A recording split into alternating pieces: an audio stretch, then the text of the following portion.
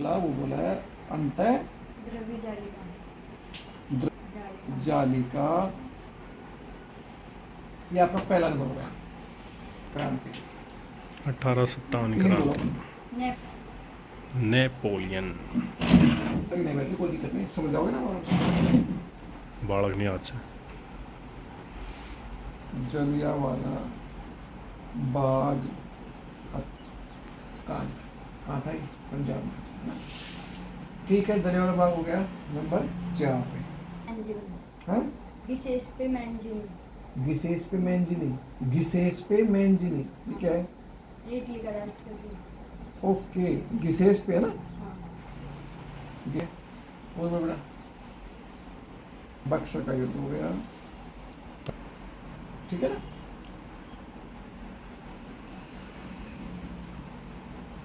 तीन नंबर हो गया 7 पे, है ना, ठीक है।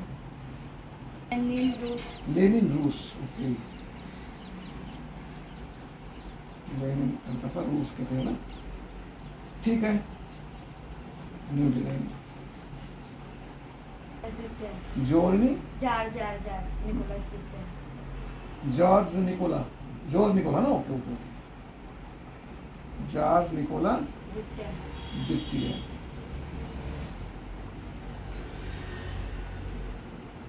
अमृतसर।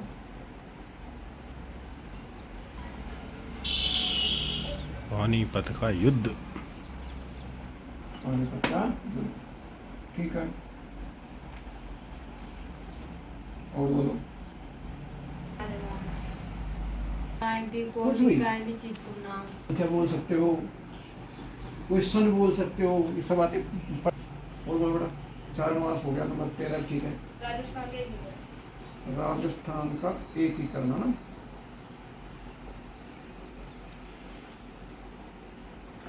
हो गया राजस्थान का एकीकरण, ठीक है। सन 1789। संसद है? सन हाँ। सन 1700। 1789। ओके ओके ओके, सन 1789 है ना, एक मिनट, ठीक है ना, ठीक है। और माउंटबेटन। लॉर्ड माउंटबेटन, क्या बात है, कठिन कठिन लिखवाते हो। माउंटबेटन हो गया नंबर 16 पे, ओके, ठीक है। दानिया। राजधानियाँ, रसधानियाँ। रसमलाई दे दानिया। भारत के भारत के पड़ोसी पड़ोसी देश। देश। बर्ग। मार्क जुकरबर्ग,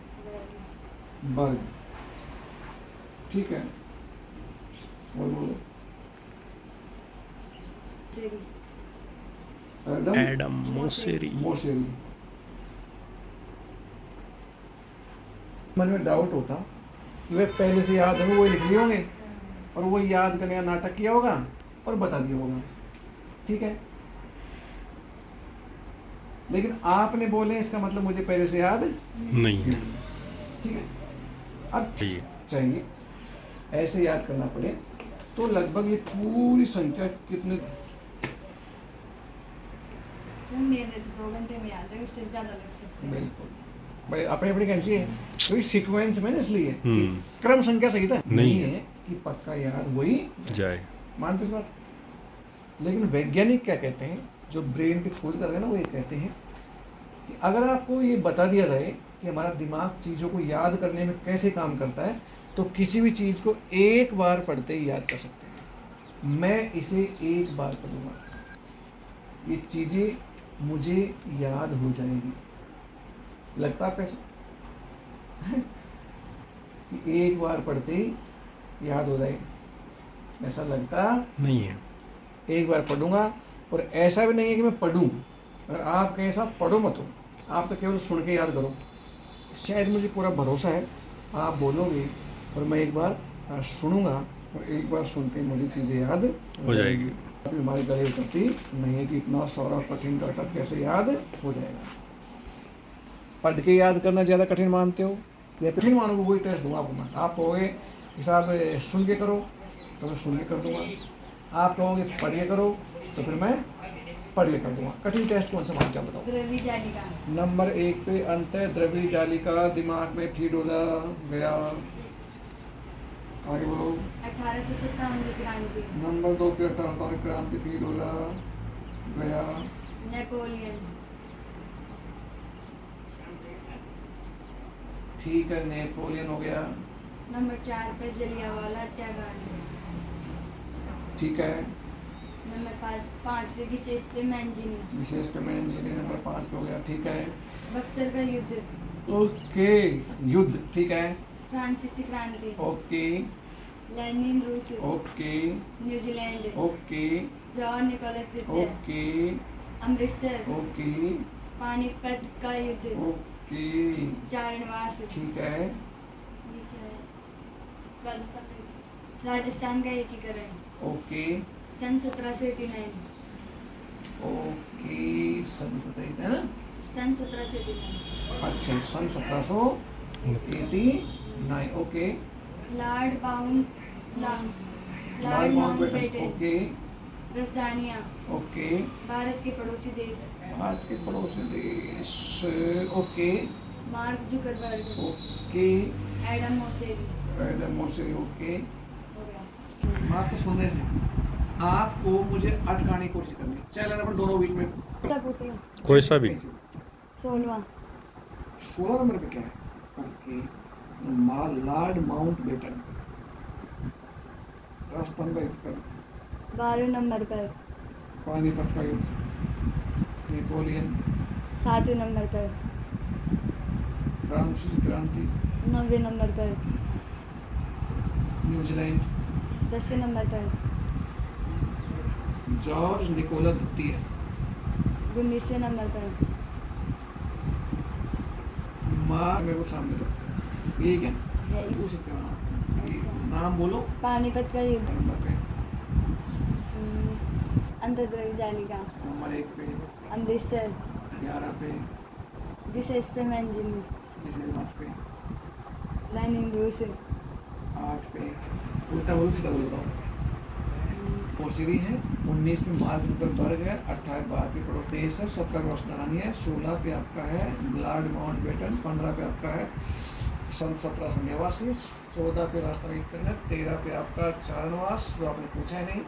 12 पानीपत का युद्ध है। 11 नंबर पे आपका है अमृतसर। नंबर 10 पे आपका जॉर्ज निकोला द्वितीय। नंबर 9 पे न्यूजीलैंड है। नंबर 8 पे आपका लेनिन रूस है। नंबर 7 पे आपका फ्रांसीसी क्रांति। नंबर 6 पे आप बात करें तो बक्सर का युद्ध है।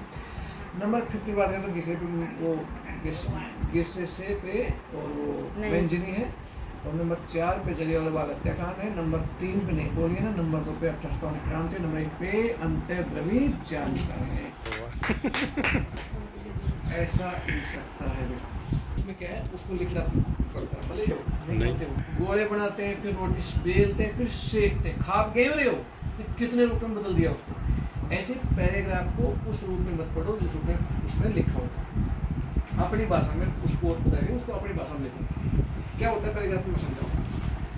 पैराग्राफ में या कोई सन होती है, या कोई जगह नाम होता है, कोई व्यक्ति नाम होता है। किसने पैराग्राफ में एक सिस्टम होता है, कब, किसने, क्या, क्यों, कब, कैसे किया, बस ये निकालो उसमें से। कब सन आई, कोई सन लिख लो, यहाँ पे सन लिख लो यहाँ पे। किसने, उस व्यक्ति नाम लिख लो। कब, क्यों किया, इसलिए किया। बस उसको प्रश्न बना लो आप खुद ही। क्या हुआ था, ये हुआ था। किसने किया, इसने किया। क्यों किया, इसने किया। बस वही नहीं होते पैराग्राफ में। क्या, क्यों, कब, कैसे, कहाँ, ये चीज़ होती है, कुछ नहीं होता। तो ऐसे निकालो उसको, याद करो वो से ना पासबुक में से याद कर रही हूँ ना, तो मुझे अलग से क्वेश्चन बनाती हूँ ना मैं, तो वो याद नहीं होता मुझे। पूरा पासबुक का याद होता है। हाँ, तो वही याद नहीं होता ना आपको। इस कोर्स ये याद होता। आप अपने पास में कितने प्रश्न लिखो ना अपने पास में। अशोक के दम की अवधारणा लिखी है। 1 मिनट। अब ये मेरे लिए बिल्कुल नया है, ठीक है ना, मेरे लिए कभी आया नहीं। बस अशोक की धम्म की अवधारणा लिखी है। धम्म की अवधारणा, ठीक है। आप बताओ क्या अवधारणा। कि नैतिक उन्नति के लिए, अशोक ने मनुष्य की नैतिक उन्नति के लिए, नैतिक उन्नति के लिए जिन आदर्शों का प्रतिपादन किया, जिन आदर्शों का प्रतिपादन किया, वे धम्म कहलाते हैं। वे धम्म कहलाते हैं। अभी प्रश्न हो गया। अब इसको कैसे करना मैं बताऊँ। इसमें कैसे क्या है कोर्स में कि प्रश्न वाक्य से मुख्य शब्द ले लो। मुख्य शब्द क्या है, धम्म की अवधारणा। धम किसे कहते हैं, मतलब मेन मूल पूरा धम किसे कहते हैं। तो क्या है, अशोक ने मनुष्य की क्या बता उन्नति के लिए जिन आदर्शों का आदर्शों का, तो इसमें दो शब्द है, मनुष्य की उन्नति के आदर्श, बस उन्नति के आदर्श। अब क्या होता है, भाषा ना कल को तो आप अपनी जोड़ लो, मेन जो उत्तर क्या है, उन्नति के आदर्श। अब धम की अवधारणा स्पष्ट कीजिए। तो अशोक ने मनुष्य की उन्नति के लिए जिन आदर्शों को प्रतिपादित किया तो धम कहलाते हैं। तो मेन तो निकाला आपको मनुष्य की उन्नति और आदर्श, उन्नति के आदर्श, बस और कुछ नहीं निकाला। अब हम क्या करते हैं, उन्नति के आदर्श को इस धम से जोड़ दें। कैसे जोड़ दें, धम है ना, मतलब धम दे यार नीचे पड़ेगा, पर कोई मकान गिरता है ना आपने, कैसे गिरता है, नहीं गिरता है। अब मान लो एक स्टोरी बना दे कि इस देश में उन्नति वही करेगा, फौज में वही उन्नति करेगा जो ऊपर से धम धम कूदेगा, अभ्यास करेगा ऑटोमेटिकली। वो तो उसमें पूरा का 1.5 महीने का कोर्स हो, वो पूरा कंप्लीट। तो उसमें आपको इस तरीके सिखाए गए हैं। अब आप ऐसे मुझे 20 लिखा दोगे ना, तो 20 को याद कर दूंगा आप। और ये तो कुछ भी नहीं है, ये तो बहुत सिंपल है। एक आपको मोबाइल निकालो, इसी अशोक ने मनुष्य के नैतिकता जिन आदर्शों का प्रतिपादन किया, वो ट्रिक उस कोर्स में ना, वो पूरे 1.5 महीने का कोर्स हो। भाई आज मैं आपको इसमें वो निकालो, कैलकुलेटर निकालो, कैलकुलेटर निकालो, निकाल लिया। अब देखो कितनी बड़ी बात बोल रहा हूँ, क्यूब आप भी जानते हैं, 12 पढ़े ना आप, तो मैथ में क्यूब आते हैं ना, किसी भी संख्या को लगातार 3 बार गुणा करते हैं तो क्यूब आता है। क्यूब नहीं होता ना, जैसे 9 गुणा 9 गुणा 9, जो उत्तर आएगा वो क्यूब होगा। और 2 बार करेंगे तो स्क्वायर, स्क्वायर होगा। स्क्वायर 64 नहीं होगा बेटा, 9 9 81 होगा, अच्छा 9 करके मैं 7 का नहीं है ना, तो वो स्क्वायर होगा। और 3 बार करेंगे तो क्यूब होगा। क्यूब। कितने क्यूब याद है आपको? सर मुझे तो ना 8 तक याद है। होते नहीं आगे, बच्चों के गलती नहीं याद है, नहीं होते, होते नहीं है। और परीक्षा में खूब आते हैं, और आगे जाओगे ना कंपटीशन में तब और भी ज्यादा आएंगे आपके। अरे है का है तो घनमूल। मतलब घन और वर्ग होते हैं मैथ में। किसी संख्या को उसी संख्या से लगातार 3 बार गुणा करते हैं ना, वो क्यूब होता है। मैथ में घन होता है, जो परीक्षा में आता है और बच्चों को याद नहीं होता। क्यों नहीं होता याद? अब बेटा 500 तक की कोई संख्या लो, बड़ी से बड़ी, 500 तक, 498, 485, कोई सी लो अपने मन से, उसको लगातार 3 बार गुणा करो। 85 485 गुणा 485 गुणा 485। अब देखो आगे बताओ। बोलो, 11,408,4125। वाह, 372 गुणा 372 गुणा 372 72 ले लो मेरे, यहाँ पे ले लो, बोलो 51478848। उसको एक्टिवेट करने से हमारा दिमाग इतना, जैसे मान लो अपन रात में सोते थे ना, है ना, खर्राटे पर होते। अब सुबह बोलते मम्मी हाँ तो सपना आया, सपने में मजा के आए, जिम में गए, शादी में गए, ऐसा होता रहता है। अगर आप सो रहे थे तो सपना कैसे देखा बताओ, हमारा brain, unconscious brain, subconscious mind, वो हमेशा जागता रहता है। इस कोर्स में उपयोग किया गया है। ऐसा आप भी कर सकते हो, लेकिन ये टेक्निक किसी को बतानी नहीं।